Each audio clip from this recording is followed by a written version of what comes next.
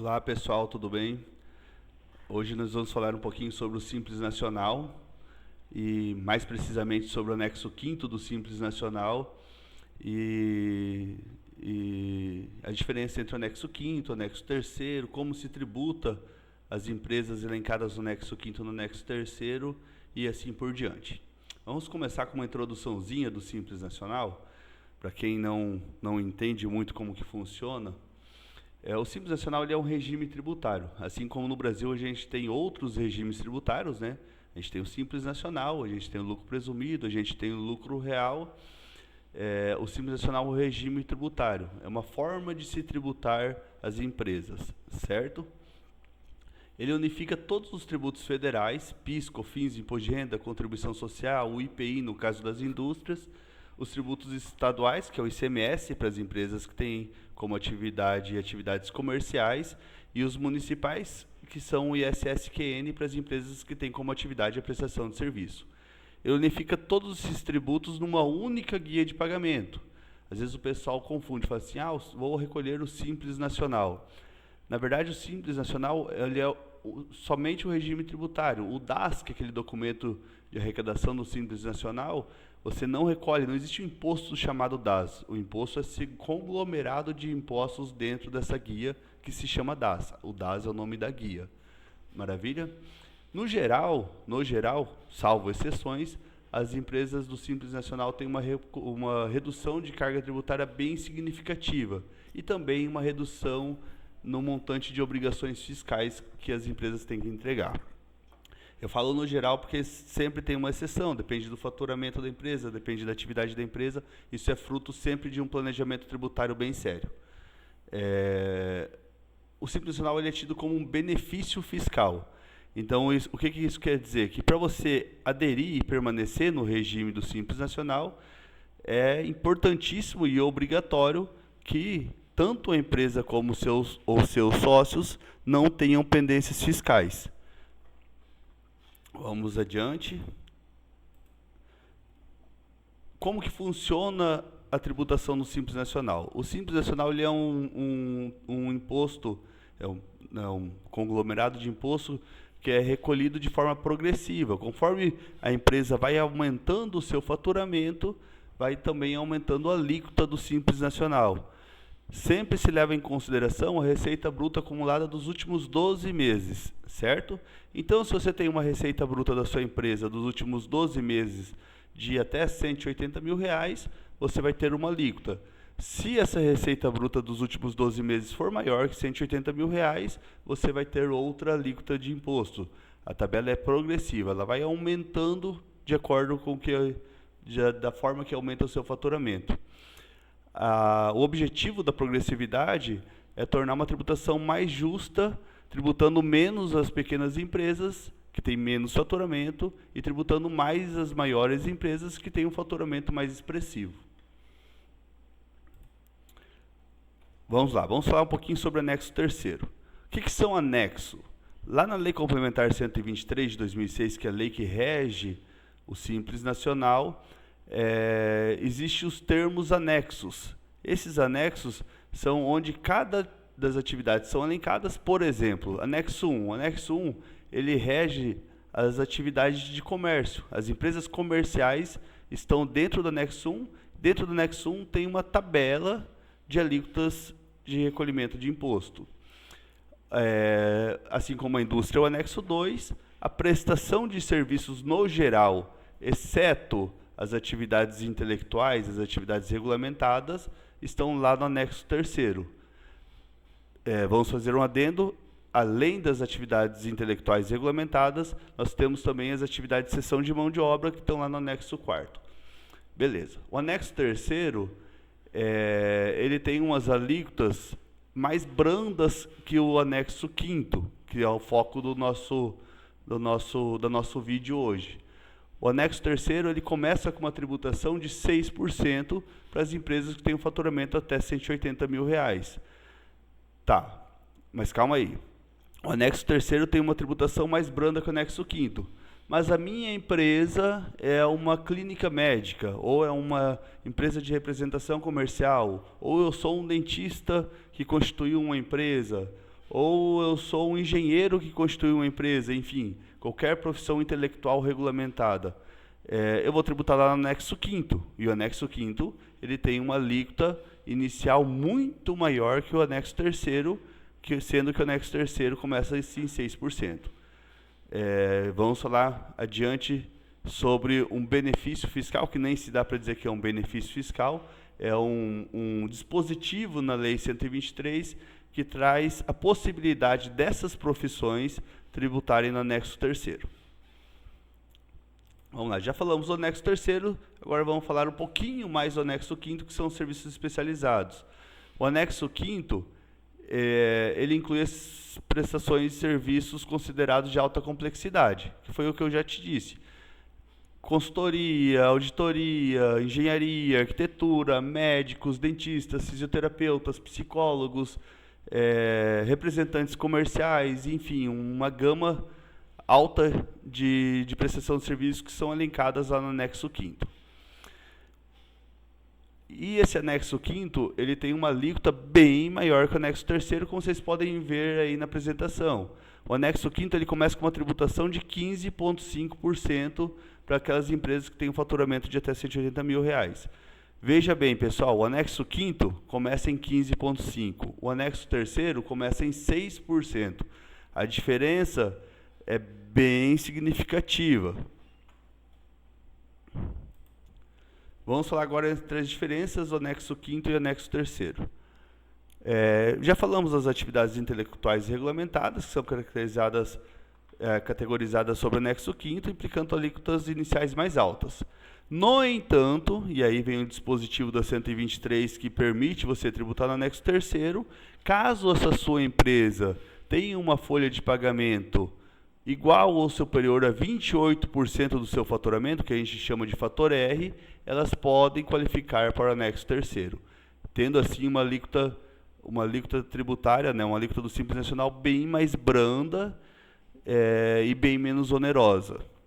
Tá, o que é a folha de pagamento? A folha de pagamento consiste em salários, fundo de garantia dos trabalhadores, o INSS CPP, que está incluso lá dentro do Simples Nacional, e a retirada pro labore dos sócios administradores da empresa. Então, a soma de tudo isso se caracteriza como folha de pagamento para determinação da alíquota onde você vai tributar, para determinação do anexo onde você vai tributar dentro do Simples Nacional.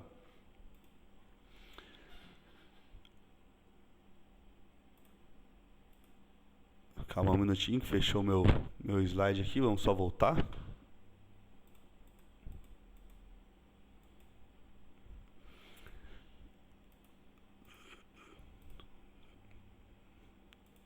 Perdão, pessoal, que fechou a planilha aqui, só um minutinho.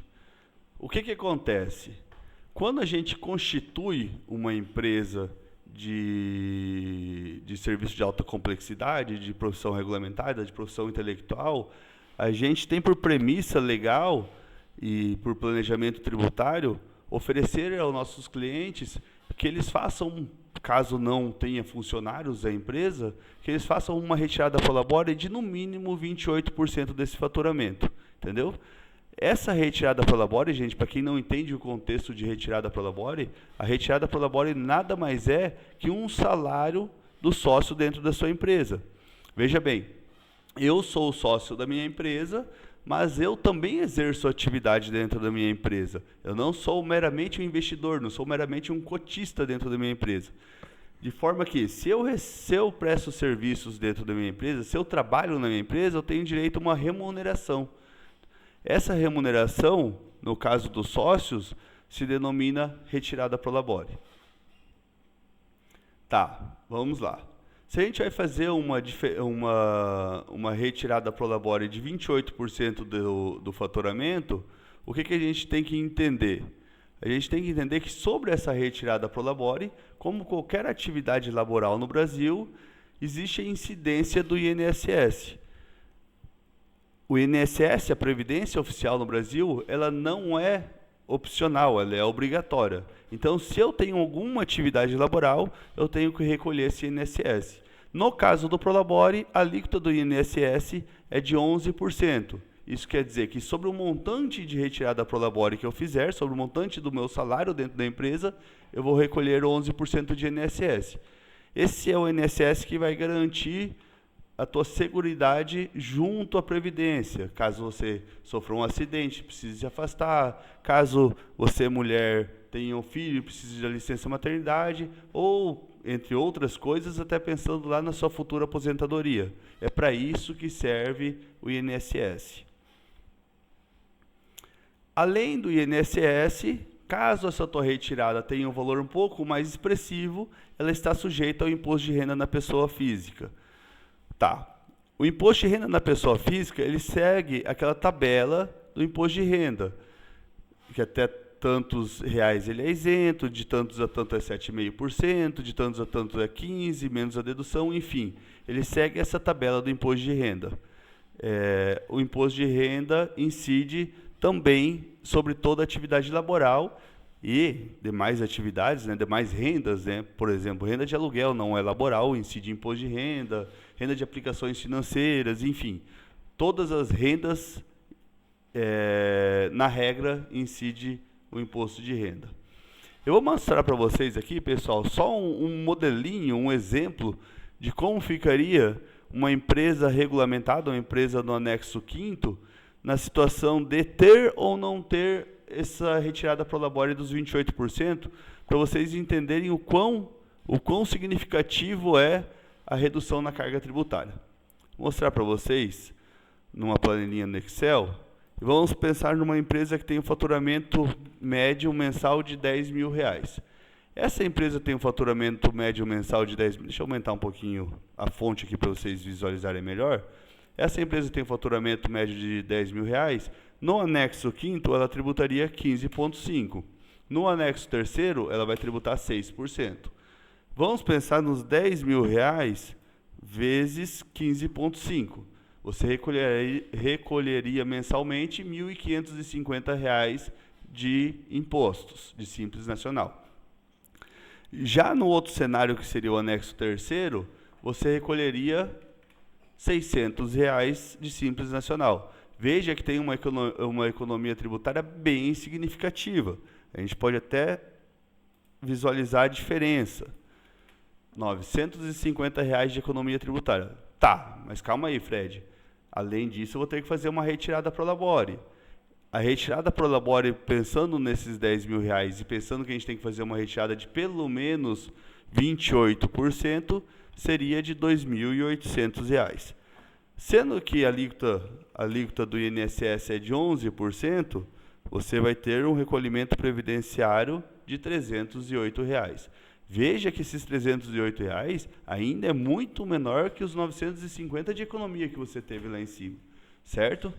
Vamos pensar agora na tabela do imposto de renda. Vou até procurar aqui a tabela atualizada, que, salvo engano, essa minha tabela não está mais atualizada. Vamos procurar aqui a tabela atualizada do imposto de renda. Deixa eu achar aqui, só um minutinho, está aqui. Vamos procurar pelo Gov mesmo para ficar mais certinho. Essa é a tabela a partir de fevereiro de 2024. Vamos copiá-la para lá, para a gente não precisar ficar visualizando em duas telas.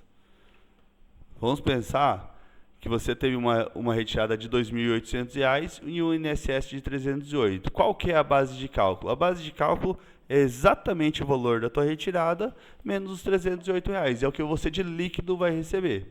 Você tem uma base de cálculo de R$ 2.492. Em cima desse valor, você pode ver que ele está na tabela dos 7,5%, de 2.259 a 2.826. Se ela está nessa tabela, você vai tributar em cima desses 2.492, até puxar ele para cá, para mim colocar esse como porcentagem, 7,5%. Então, você vai pegar esse vezes 7,5%, só que a tributação não se encerra aqui. Ele tem um percentualzinho, um valorzinho de dedução. Em cima desse teu resultado, você vai diminuir a dedução de 169. Você vai recolher um imposto de renda de R$ 17,46, além do INSS de 308. Veja que mesmo com o recolhimento do INSS E mesmo com o recolhimento do imposto de renda, você ainda teve uma economia de R$ 624,54, além de que você está contribuindo para o INSS e você tem já uma renda formal tributada garantida até para justificar a tua evolução patrimonial. Entenderam mais ou menos o conceito do anexo 5º, pessoal? O conceito do anexo 5º é exatamente esse. A gente procura sempre fazer de forma, aqui no escritório a gente sempre procura fazer de forma que o nosso empresário economize imposto de forma legal. E uma das formas legais de se economizar imposto para atividades intelectuais e regulamentadas é essa, a tributação no Simples Nacional, anexo 5º ou 3º, dependendo do fator R dele. Maravilha, pessoal? Espero que tenham entendido. Até a próxima. Tudo de bom.